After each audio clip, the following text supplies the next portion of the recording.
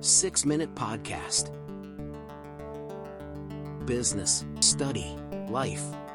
Welcome to the Deep Dive, where we take your source material and really pull out the key insights. Today, we're looking at something fascinating, this idea of the scarcity brain from Michael Easter's book. It might just explain why, you keep chasing rewards or checking your phone, even when you feel like you shouldn't. Exactly. We're talking about uncovering that deep evolutionary wiring that drives so many of our modern habits, things like endless scrolling or that impulse buy you regret later. We want to explore what this means for you and, crucially, how you might get back some control.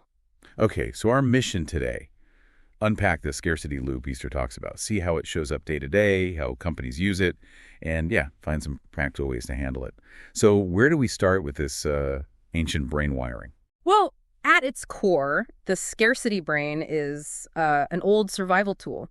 Think way back, our ancestors lived where resources, especially food, were genuinely hard to come by.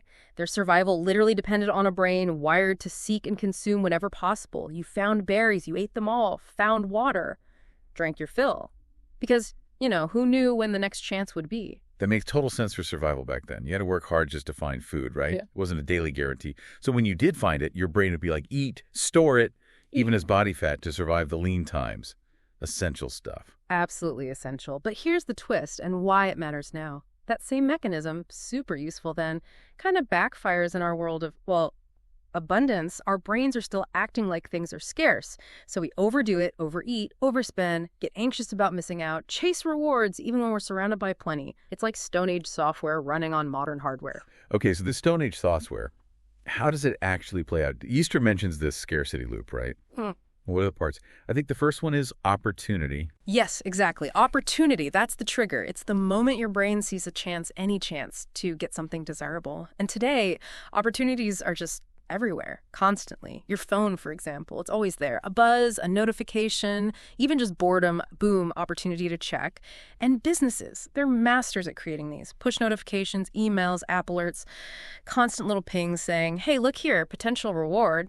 It keeps you primed to engage. Okay, so opportunity opens the door. But the next bit, unpredictable rewards. Yeah. Sounds like where it really grabs you. Is that the addictive part? Like slot machines or scrolling through a feed? You nailed it. That's the hook. The rewards aren't consistent. They're random. Sometimes you get a like, sometimes a great post, sometimes nothing much. And it's that unpredictability that keeps your brain glued. It's not just getting the reward. It's the anticipation, the maybe, the what if that hits the dopamine system way harder than predictable rewards. Think social media you pull to refresh, hoping for something good, but you never know what or if. Businesses use this too. Surprise, discounts, random loyalty bonuses.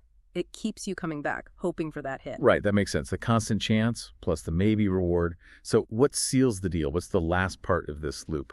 That's quick repeatability. Basically, how easy is it to do the action again right away? If you can repeat the reward-seeking behavior quickly and easily, the loop locks in and becomes a habit. Think about unlocking your phone and scrolling. It takes zero effort. You can do it hundreds of times a day, frictionless. Or online shopping, one-click buy, save details. You can make multiple impulse purchases really fast. That immediate, easy repetition just grooves that pathway deeper and deeper in your brain. Wow.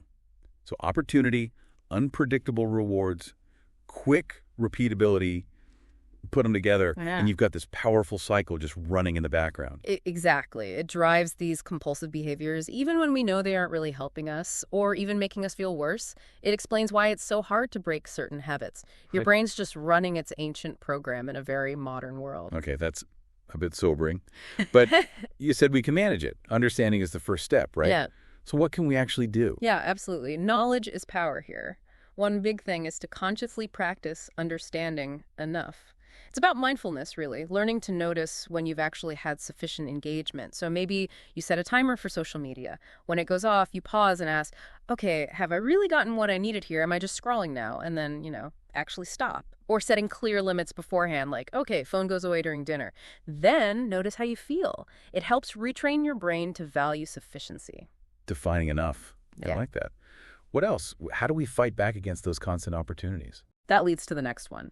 Create artificial scarcity or boundaries. If constant opportunity fuels the loop, you need to limit it.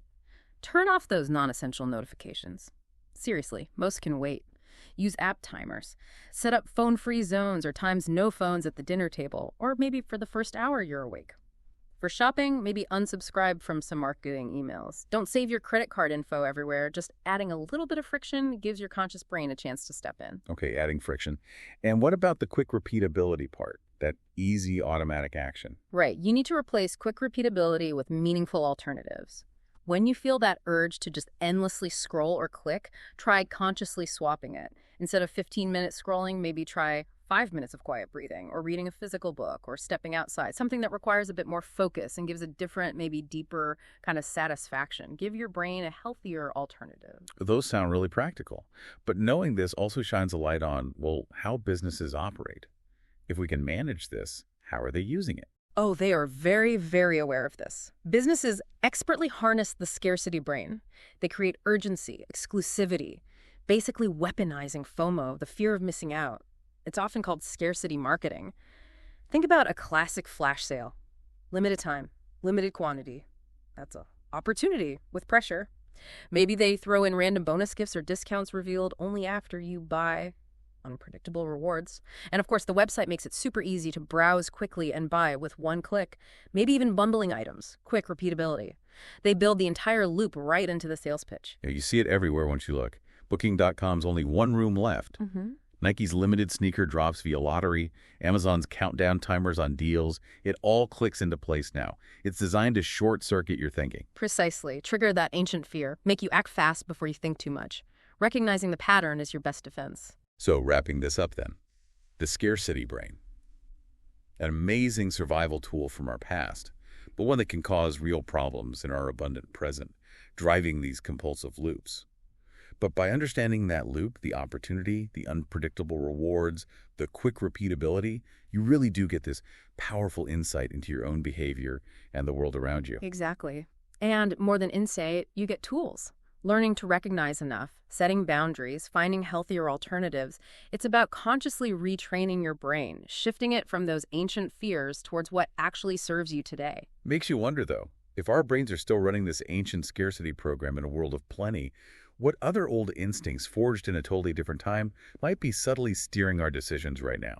Something to think about until our next deep dive. 6-Minute Podcast. Business, study, life.